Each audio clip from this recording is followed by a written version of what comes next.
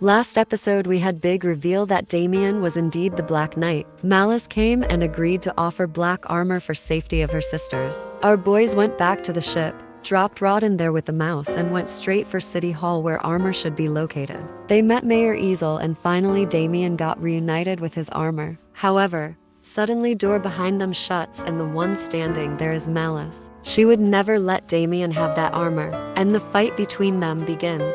Malice has demon fruit, and as she turns into the literal demon, Jochen and Belle go down. Bradley help Jochen get up, and Damien, in this situation, has to go inside the armor. Armor is targeting everyone and Damien hits Taiga. He manages to attract all Malice's attentions onto him, and after her 4 strongest attacks, she realizes how strong the armor is. Enter the 11th episode. Malice realizes how strong the armor is, and in fact, her horrifying sight of eternal flames around her actually healed Damien's armor. Belle rolls a crit, gets up and jumps out the window to hide. Jochen tries to hit her from the range, but nothing really works out. Taiga and Bradley deal significant damage, but Damien's armor is still not calibrated. It turns out, Jeopard, chief officer that overlooked this project when Damien was developing the armor, tried to modify the thing, but instead it just made it worse with a bunch of malware on it. Damien again hit Taiga, but on his second attack manages to slam Malice. She's very wounded and understanding the situation's not in her favor,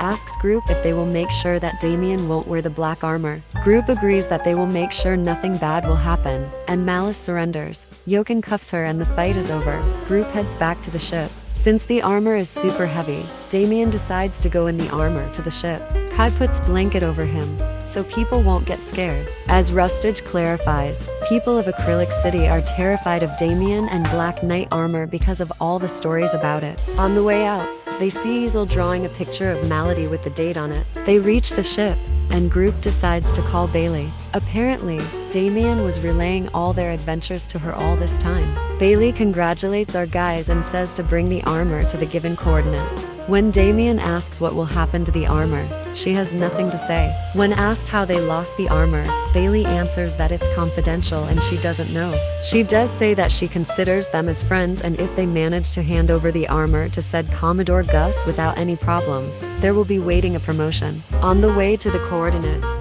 Group just hangs around. Damien goes to Malice to talk to her about the armor. She doesn't know how the auction got their hands on that armor, but she does answer how she found out the Black Knight was Damien. Once she was young, she and Malady sneaked into the Jeopard's office at the time, while he was hanging around with Marrow. They saw Damien's case, which apparently Jeopard loved to watch at. Another time later, when Kai was watching Malice, he asked her about her story. She does answer about how her parents were part of the voluntary militia that were tired of Malachite's corruption. Her parents wanted to help Prince Jasper, who wanted to protect Pearl, and so they went to the peaceful meeting. But the Navy started to kill folk, and therefore they fought back. Kai starts to question Marines more. The giant ship that is of mushroom aesthetic moors to our vessel, and the giant man with the mushroom-type hat in white, red, and blue walks up to the group. Out guys, salute. And Damien shows him the armor. So Commodore Gus just picks up the armor onto his shoulder and starts walking away.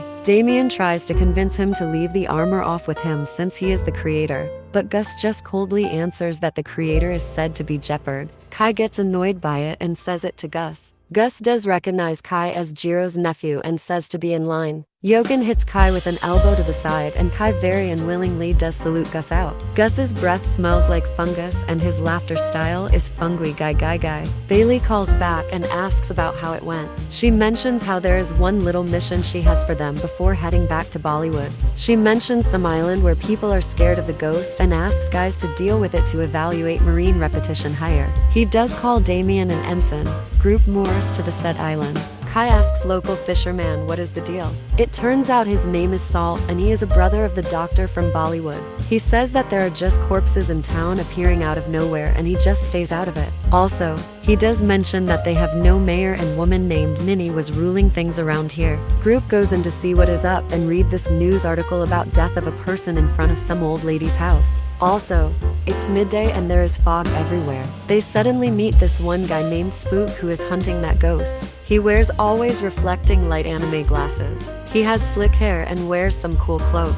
He warns out Group that he will deal with the ghost himself and that they don't need to worry. Group ignores him and head to the old lady's house to ask her questions. The old lady's name is Margaret, and she is a small old 92-year-old woman. She invites our guys in for some tea and Battenberg cake. She had a husband, but he died few years back. She usually had a walk to his grave in the graveyard, but after the incident with corpse of a young man on her stairs, she stopped going there. Spook yells at her to cut the bullshit and Group decides to go to graveyard. Also, that woman never saw a fish man before. They decide to make Taiga bait and they convince for it by telling that if he will face ghost alone, all women will love him. In the graveyard there is even more fog and Taiga just runs into it, and seconds later runs back yelling that there is a ghost. Group goes up to check and there is a blue transparent figure of an old man saying Margaret. It turns out, it's the ghost of the woman's husband earlier. He can't find peace because Margaret stopped coming to his grave and he is worried that she does not love him anymore. Spook wants to shoot it but Kai stops him. The fight begins and ends very quickly as they destroy the guy. He wasn't really that tough. Also, fog immediately vanishes and it turns out Spook had a fog machine on his back.